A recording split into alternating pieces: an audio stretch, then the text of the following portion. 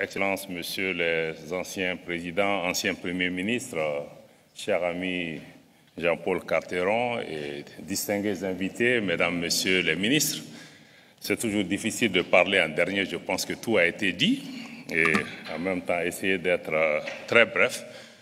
Je suis là pour représenter le colonel Assimi Goïta qui est le président de la transition malienne. Je vous transmets ses amitiés. Pour être bref, en lisant un peu la thématique de cette réunion et en essayant d'être focalisé, je peux dire que les défis les plus importants auxquels nous faisons face aujourd'hui dans le monde, pour moi, c'est premièrement des défis liés au leadership et à la gouvernance mondiale, qui sont en faillite totale, et c'est pourquoi nous n'arrivons à régler aucun de nos problèmes en ce moment, parce que nous n'avons ni les pays, ni les dirigeants, ni les organisations qui ont la capacité, ni même la légitimité de pouvoir régler les problèmes qui se posent à nous. Et si je prends le cas spécifique du Mali, qui est aujourd'hui dans cette difficulté particulière, je crois que le problème du Mali est lié à une erreur géostratégique monumentale qui a été l'intervention occidentale en Libye, qui a été mal pensée, mal exécutée, l'objectif n'est pas défini. Et je pense qu'on parle récemment de l'Ukraine, mais avant l'Ukraine, il y a eu des erreurs stratégiques monumentales qui ont fait qu'on a renversé un régime qui a projeté des rebelles et des groupes terroristes dans le nord du Mali, qui a fait qu'aujourd'hui, le Mali a perdu les 2 tiers de son territoire. Aujourd'hui, l'insécurité touche l'ensemble de la région. Et ce n'est pas les seules erreurs, il y en a eu beaucoup. L'Irak a été attaqué sur la base de prétextes fallacieux, nous le savons aujourd'hui. Ce qui s'est passé en Syrie. Donc nous avons une répétition des crises qui se passent parce que nous avons une gouvernance mondiale qui a été dominée par des approches unilatérales qui nous ont amenés dans des problèmes que personne n'assume. Donc aujourd'hui, je crois que vraiment, si on veut repartir à la base, de mon point de vue, c'est de sortir de ce schéma d'agression, des réponses militaires, militaristes. Parce que toutes nos solutions, même par rapport à la gouvernance mondiale, c'est de favoriser les réponses militaires. Or, nous savons qu'aujourd'hui, en Afrique, notre premier problème, c'est notre jeunesse. Si nous arrivions à créer des emplois, à industrialiser le continent, à faire avancer un peu l'intégration régionale, nous créerons plus de richesses que l'aide au développement peut nous apporter. Et je crois que c'est ça la véritable prévention des conflits.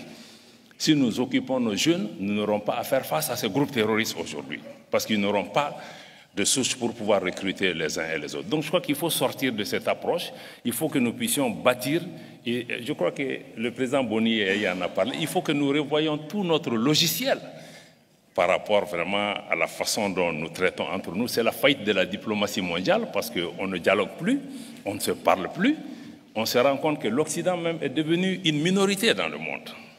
Il y a eu quand même des puissances démographiques et économiques importantes qui sont apparues, qui ne sont pas dans la gouvernance mondiale. Donc comment nous pouvons faire en sorte de pouvoir avoir une gouvernance mondiale qui soit plus inclusive, qui nous permette vraiment d'apporter une réponse. Donc sans vouloir être long, je crois que si on veut traiter avec l'Afrique dans cette gouvernance mondiale, il y a quelques éléments clés. Il faut qu'on sorte des politiques d'ingérence et des politiques de domination, qu'on laisse les Africains travailler ensemble, trouver des solutions. Parce que chaque fois que les autres sont venus mettre le pied dedans, le terrorisme qu'on a aujourd'hui, c'est un peu ça. On a notre responsabilité, mais ce sont des choses qu'on nous a amenées. Donc pour moi, l'ingérence, on doit sortir, on doit pouvoir respecter les Africains, que les Africains ne soient pas des sujets, mais des acteurs pour pouvoir façonner des solutions ensemble. Et je crois que c'est des difficultés auxquelles aujourd'hui mon pays, le Mali, fait face. Et je suis certain, M. Sawaris en a parlé tout à l'heure, il y a beaucoup de potentialités. Mais tant qu'on ne change pas notre logiciel de travail avec le continent, quand on pense qu'on peut venir avec des pressions, des interventions militaires, changer la donne du continent, je pense qu'on passe complètement à côté. Laissons les Africains travailler. Nous avons aussi notre responsabilité, nous avons failli par rapport à l'intégration du continent. 60 ans après les indépendances, je peux dire que le bilan est décevant. Le bilan est décevant, on ne parle même plus d'intégration régionale, on parle de coopération régionale. Je crois que ça, ce n'est pas la faute des autres, c'est la faute des Africains. Donc Jean-Paul, je ne veux pas aller plus loin, je pense que les autres ont leurs responsabilités, mais les Africains aussi, nous avons failli, nous devons le reconnaître. Merci beaucoup. Merci, Monsieur le Ministre, merci.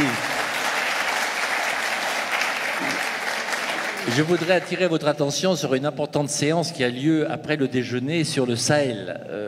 Et le ministre prendra justement la parole, et le président Boni Yahi aussi prendra la parole sur cette douloureuse question.